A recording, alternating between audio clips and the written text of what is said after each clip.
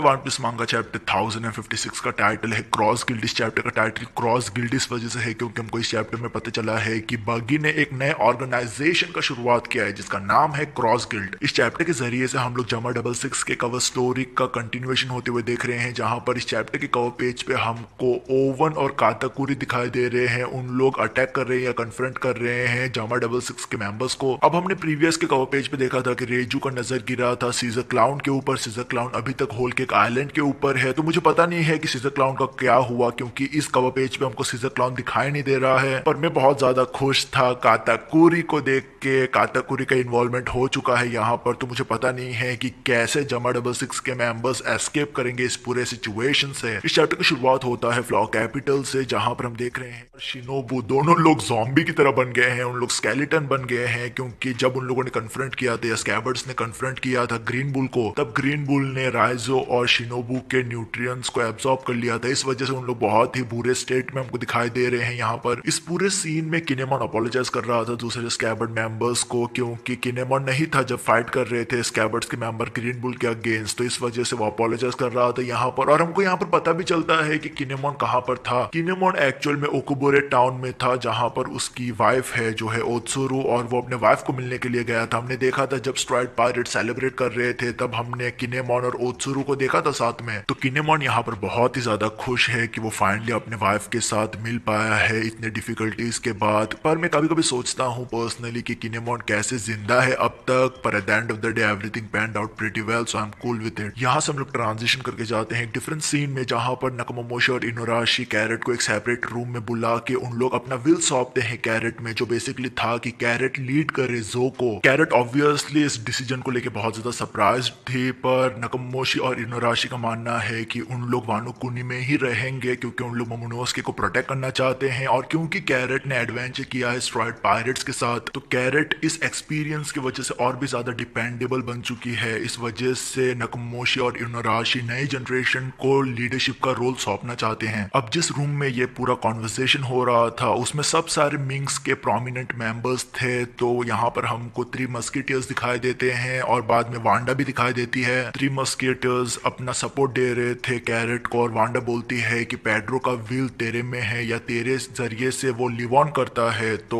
Carat इस position के लिए बहुत ज्यादा सूटेड थी। ये बहुत ही एक अच्छा बात हुआ है कैरेट के कैरेक्टर के साथ, क्योंकि मुझे अभी तक याद है जब हम लोग जो में थे, होल के एक आइलैंड में थे, वानो कुनी में थे, तो सब सारे लोग बात कर रहे थे कि कैरेट क्या स्ट्राइड पायरेट्स की मेंबर बनेगी। पर यहाँ पर हम देख रहे हैं कि कैरेट को बहुत ही एक मैसिव रिस्पॉन्सिबिलिटी मिला है, और ये एक अच्छा बात भी है क्योंकि फ्यूचर में कैरेट हेल्प कर सकती है स्ट्राइड पायरेट्स को। यहाँ से हम लोग कट करके जाते हैं फिर से मोमोनोस्के और हियोरी के सीन के पास, जहाँ पर मोमोनोस्के और हियोरी को पता चलता है कि सुकियाकी एक्चुअल में उनके ग्रैंडफादर है, और ये यहाँ पर कन्फ्रंटेशन हुआ है मोमोनोस्के और हियोरी का सुकियाकी से। ये बहुत ही एक इमोशनल मोमेंट था मोमोनोस्के और हियोरी के लिए। हमको पता है कि ये दोनों कैरेक्टर्स ने अपने माता पिता को खोया है, तो फाइनली मोमोनोस्के बोलता भी है यहाँ पर कि सुकियाकी है तो एटलीस्ट हमारा फैमिली अभी तक है। मेरे भाई सुकियाकी का कैरेक्टर बहुत ही ज्यादा एक इंपॉर्टेंट कैरेक्टर है। हमको पता है कि ओरोची ने उसको पॉइजन देके मारने की कोशिश किया था, पर बाद में इवेंचुअली ओरोची उसको कैद करके रखता है उसके ही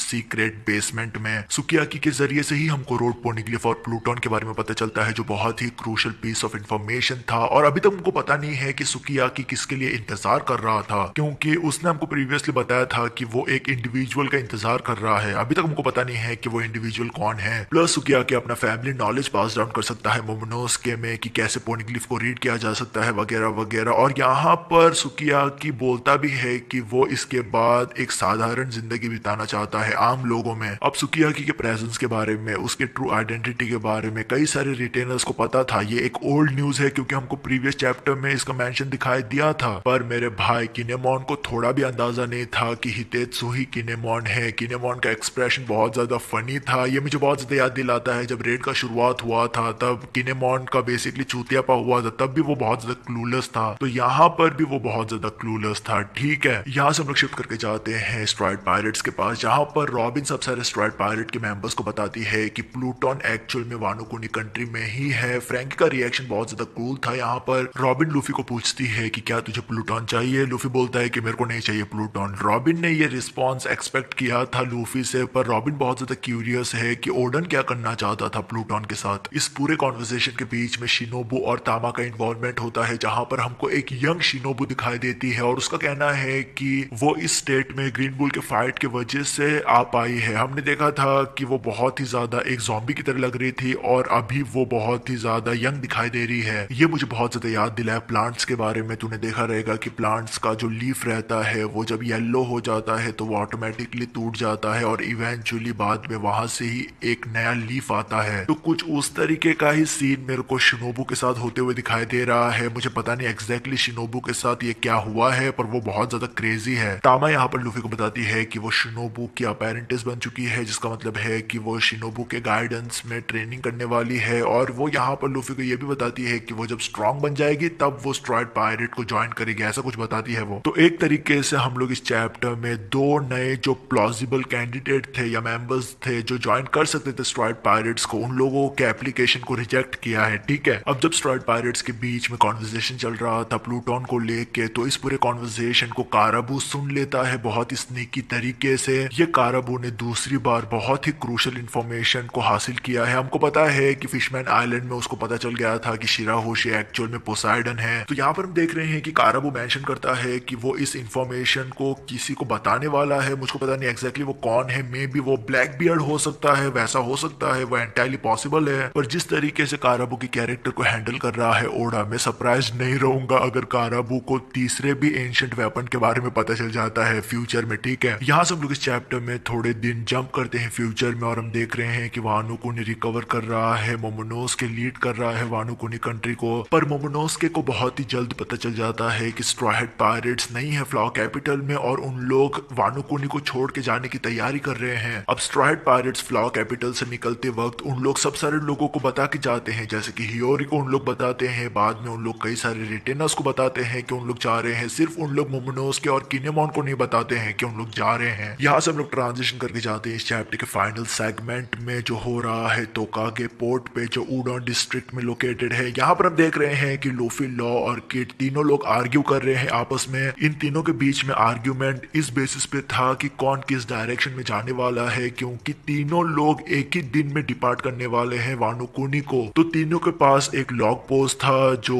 3 डायरेक्शन में पॉइंट कर रहा था। लूफी और किड बोलते हैं कि उन लोग मिडिल ईस्ट डायरेक्शन में जाने वाले हैं, लॉ बोलता है कि वो नॉर्थ ईस्ट डायरेक्शन में जाने वाला है। तो अब क्योंकि लूफी और किड दोनों लोग एक ही डायरेक्शन में जाना चाहते हैं तो उनके बीच में उन लोग एक गेम खेलते हैं जो है स्टिक का, और लूफी उसमें हार जाता है। तो अभी करंटली लॉ जाने वाला है नॉर्थ ईस्ट के डायरेक्शन में, लूफी जाने वाला है साउथ ईस्ट डायरेक्शन में और किड जाने वाला है मिडिल ईस्ट की तरफ। यहाँ पर हम देखते हैं कि किड बहुत ज्यादा गुस्सा था बग्गी को लेके। किड के हाथ में एक न्यूज़पेपर था जो वो सब सारे लोगों को दिखाता है और कुछ इस तरीके से हमको पता चलता है कि बग्गी ने एक नए ऑर्गेनाइजेशन का शुरुआत किया है जिसका नाम है क्रॉस गिल्ड। और इस ऑर्गेनाइजेशन में 2 बहुत ही नोटोरियस पायरेट शामिल है जिनका नाम है सर क्रोकोडाइल और ड्रैकुला मीहॉक। अब ये एक्सप्लेन करता है कि क्यों बग्गी को यंग को स्टेटस दिया है वर्ल्ड गवर्नमेंट ने, क्योंकि बग्गी का ये जो ऑर्गेनाइजेशन है वो एक्चुअल में मरीन्स के ऊपर बाउंटी डाल रहा है। ठीक है, ये बहुत ही एक इंसेन बात है जो बग्गी कर सकता है। स्ट्रॉ हेड पायरेट्स का रिएक्शन इस न्यूज को लेके बहुत ज्यादा ऑब्वियस था। जोरो बोलता है कि ऐसा हो ही नहीं सकता है, या वो इमेजिन ही नहीं कर सकता है कि हॉकाई किसी और के लिए काम करे। लूफी बोलता है बग्गी को लेके कि बग्गी चूतिया है। बेसिकली वो बग्गी को यहाँ पर मोरॉन बोल रहा था। ठीक है, अब अगर मैं मेरा ओपिनियन दूं इसके ऊपर तो मुझे पर्सनली ऐसा नहीं लगता है कि मीहॉक और क्रोकोडाइल काम कर रहे हैं बग्गी के लिए, या उन लोग बग्गी के ऑर्गेनाइजेशन में काम कर रहे हैं, या उन लोग किसी भी ऑर्गेनाइजेशन में काम करेंगे या किसी के भी अंडर काम करेंगे। स्पेसिफिकली ये 2 इंडिविजुअल्स, क्योंकि ये इंडिविजुअल बहुत ही एक इंडिविजुअलिस्टिक कैरेक्टर है, बहुत ज्यादा प्राइड लेते हैं उन लोग इंडिविजुअलिज्म में। क्रोकोडाइल को हमने देखा है कि उसने अपना खुद का ऑर्गेनाइजेशन स्टार्ट कर दिया था जो था बरोक वर्क्स, क्योंकि वो प्लूटोन को हासिल करना चाहता था। मीहॉक हमने हमेशा उसको देखा है कि वो हमेशा अकेला ट्रैवल करता है एक रोबोट में। तो तुझे लगता है कि ये 2 कैरेक्टर्स, ऐसे कैरेक्टर्स काम करेंगे बग्गी के लिए? पर ये सब सारी बातें बोलते हुए भी मैं जानना चाहता हूँ, मैं एक्साइटेड हूँ जानने के लिए कि बग्गी ऐसा क्या चूतियापा कर रहा है या बग्गी के साथ क्या चल रहा है इस सीरीज में। लॉ आगे चलते हुए किड को वानो कुनी के रोड पोनीग्लिफ का कॉपी देता है जो बहुत ही एक कूल बात था। पर यहाँ पर ही इसी पोनीग्लिफ के कॉपी को देख के किलर मेंशन करता है कि ये उसी तरीके का कॉपी है जो हम लोगों ने बिग मॉम के टेरिटरी में एंटर करके बिग मॉम के कमांडर से हासिल किया था फोर्सफुली। ये एस्पेक्ट को एक्चुअल में बहुत ही अच्छी तरीके से फोरशैडो किया गया था वन पीस मांगा चैप्टर 928 में, जब काराबू कई सारे रूमर्स के बारे में बात कर रहा था किड को लेके। तो किड काराबू को यहाँ पर बताता है कि वो बिग मॉम को नहीं मारना चाहता था, पर उसका फाइट हुआ था एक जनरल के साथ और उसने उस जनरल के जरिए से कुछ एक इंपॉर्टेंट चीज लिया जो उसको लेना चाहिए था। तो अब हमको पता चल रहा है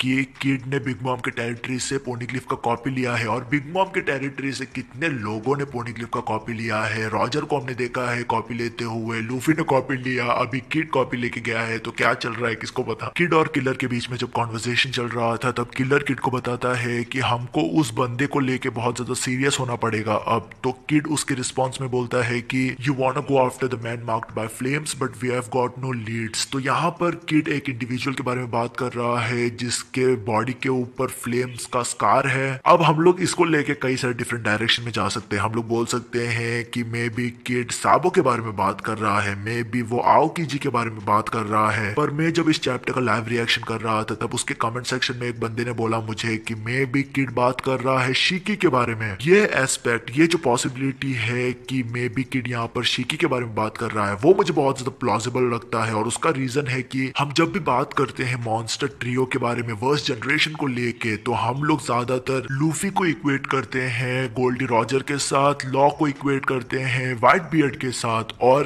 किड को इक्वेट करते हैं शीकी के साथ। तो वो बहुत ही एक कूल बात रहेगा अगर किड कन्फ्रंट करता है शीकी को। हमको पता है कि शीकी कुछ एक मैसिव चीज करने वाला है जिसके जरिए से वो पूरे दुनिया को मतलब अपसाइड डाउन करने वाला है। हमको पता है कि शीकी ने एस्केप किया था इंपेल डाउन को अपने दोनों पैर को कट करके, वो बहुत एक इंसेन बात था। तो अगर ये सच में है तो मैं एक्साइटेड हूँ ये देखने के लिए होते हुए। ये चैप्टर हम लोग खत्म करते हैं यामाटो के साथ, जहां पर यामाटो अभी तक फ्लावर कैपिटल में है। वो फ्लावर कैपिटल में जो ओडन का कैसल है उसके रूफ टॉप पे बैठ के उसने अपना मन अभी बना लिया है कि वो अभी लूफी के पास जाएगी, और वो बोलती है इस चैप्टर के फाइनल पैनल में कि अब टाइम आ गया है कि वो ओडन की तरह जिए। अब मुझे पता नहीं है कि वो नेक्स्ट चैप्टर में स्ट्राइड पायरेट्स को ज्वाइन करेगी या हमको यहाँ पर एक क्लासिक वीवी की तरह मूव दिखाई देगा यामाटो से। ठीक है, वो भी पॉसिबल है यहाँ पर। ठीक है, मैं कंप्लीटली डिसरिगार्ड नहीं कर रहा हूँ उस पॉसिबिलिटी को। तो मेरे भाई ये सब सारी चीजें चल रहा था वन पीस मांगा चैप्टर 1056 के साथ। बहुत ही एक इंसेन चैप्टर था ये। जिस तरीके से ओडा जा रहा है इन चैप्टर्स को लेके, ऐसा लगता है कि हर एक चैप्टर 10 आउट ऑफ 10 है। 退屈しねえなこの世界面白くなってきた